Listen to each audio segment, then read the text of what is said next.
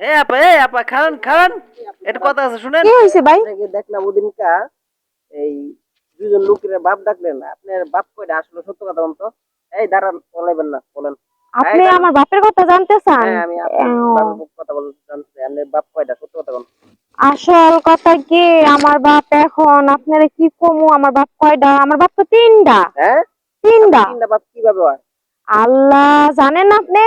আপনি কখনো জানেন না বাপ তিনটা হয়? না, বলেন, বাংলায় বলেন কি অবস্থা আপনার। ও, একটা হইছে আমার নিজের বাপ, আর একটা হইছে আমার শ্বশুর, মানে যে আমার স্বামীর বাপ, হয় আমার শ্বশুর, আমার অর্থ বাপ মানে শ্বশুর বাপ।